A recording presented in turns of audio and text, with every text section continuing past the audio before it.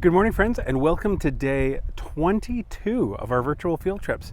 It's hard to believe we've been doing these for over a month now, but here we are. Now, today we are up in our upper garden again in the absolutely spectacular Similkameen Valley.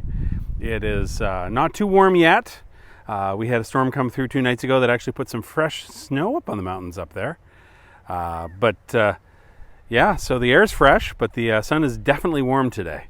It's a beautiful day to be up in the garden doing some work, and that's exactly what we're going to get to in a few minutes. Now, one of the things that we have up here, besides our vegetable patch, is we have some of our heritage apples. There's some of the trees behind me. Those are the more mature trees. They've been here for about 25 years now. But we recently added some trees just in the last little while, and they are much, much smaller. There they are right there, still just starting. Now, almost every single one of the trees here is actually a different variety of apple. One of the things that we care a lot about is heritage varieties and making sure that they don't disappear. Because honestly, the apples that you buy in your grocery store only represent a very small portion of the kind of apples that are actually out there. In fact, there are almost 10,000 named varieties of apple just here in North America. And so, yes, you're familiar with maybe a Fuji or a Spartan or a Red Delicious or an Ambrosia, which, by the way, comes from right over there, just a couple miles away. There's an orchard that way that the Ambrosia apple was actually discovered/invented on. So, but there's so many more kinds. Now, they might not be as pretty looking. They might not be as good for storing for a long time. They might not be as good to ship around, and because they might bruise easily and stuff. But that doesn't mean that they're not wonderful tasting. It doesn't mean that they're not exciting. It just means that people decided not to grow them at a big scale. But we still do. So, like this little guy right here, this little tree right in front of me, is a variety called golden russet. Now, russet apples are apples that have sandpapery skin, kind of like a russet potato. And you can imagine biting into that and having your tongue touch a skin that's all rough. Doesn't feel very good, but the juice in them is sweet and tart and full of flavor, and it makes an amazing cider. You can press it into juice, and it's just interesting and exciting. We've got other trees here like let's see. I'm trying to look at the tags as I walk along here. Trying to find a good one. I mean, they've all got stories and things like that, but some of them have longer, more interesting stories than others. Here's another one. Now, again, they're not very big apple trees yet. They're not even as tall as I am. It's just a single stick. We come down and we see it's a Cavill Blanc. Now, Cavill Blanc, again, an apple you've probably never heard of.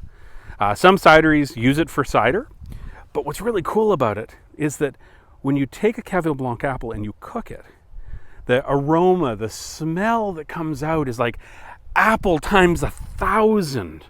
So if you can imagine having the best apple tart in your entire life, that just is so super apple-y, like you can't even imagine, it could be made with a Cavill Blanc. In France, they use them a lot for baking. So again, if you've ever been to Paris on a street corner enjoying your nice cup of perfect coffee and an apple tart, it was probably a Cavill Blanc, this guy right here, in there. And every single one of these different apples has a story. Both the new ones that we've put in recently as well as our older ones. Now, the tree that I'm actually going to back up towards right now, this one, is a variety that comes from here. It comes from the very first settlers here in the Okanagan. This apple was a variety that was brought with a missionary that came by the name of Father Pentose. He was really the first person to plant apples or fruit trees specifically in this valley. And so this is the Pentose apple. Now, honestly, it has a great story and a long history in the area. It's not a particularly tasty apple. It's not exciting. My favorite is the one row over. This guy right here. the Grimes Golden. It's an incredible apple. It is so ridiculously tasty, eating fresh right off the tree. If you want to taste what a real apple should taste like, and you could ever find a Grimes Golden, maybe you come visit us in September, early October, and we have some. We've only got this one tree, and it's not that big, but I could try a Grimes Golden. Now, this one's funny. This tree right next to it is a variety called Irish Peach. Now, Irish Peach is one that you'll find in the old apple, dictionaries. There's these books, these reference books that we can look up different apple varieties, and it tells you about what kind of conditions it likes to grow in. It tells you some of its different features, what color are its flowers, when does it flower compared to other ones, what do the leaves look like, what does the bark look like, how does the apple taste, what is the shape of the apples. It tells you all of these things, and one of the things it tells you is how long does it keep. Because a long time ago, you probably wanted a mix of apples that you could eat right away as soon as they were ready, and apples that you could store away for a long time and enjoy later. Well, the Irish Peach is it's kind of funny, because when you look at what its keeping time is, in some books it'll say stuff like 5 minutes. Like, it's no good. Don't even try and eat it if you don't pick it fresh and eat it right off the tree, which makes this a really good tree to have in your own backyard if you're going to eat apples quickly. But it's not so good if you want to put them away in the fridge or store them away in a root cellar or something. So that's our Irish Peach. It also happens to be one of the very first apples to ripen here every year, and often has a bird's nest in it. Although I think we pruned it in a way that the robin decided not to use it this year. But still, it's almost done blooming. In fact, in a lot of places, you can see right here, we've already got the petals have already fallen off. That king bloom, which we talked about before, which is the middle one in the cluster, that's the one that we actually want to keep. And so pretty soon we're actually going to pick off all of these other, fruits that are just starting. Now, I don't know if we can show that to you very clearly. Let's see here, right there. So the back of that is what's going to become the apple, and this is what's going to become the bottom of the apple, and the top of it, closest to my finger right here, is the stem. Hard to believe that a whole apple is going to come out of that little thing. And actually, a lot of apples will come out of this tree if we let it, but they'll all be small.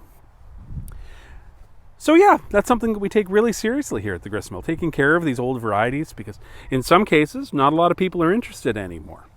And yet it's an important part of our agricultural heritage here.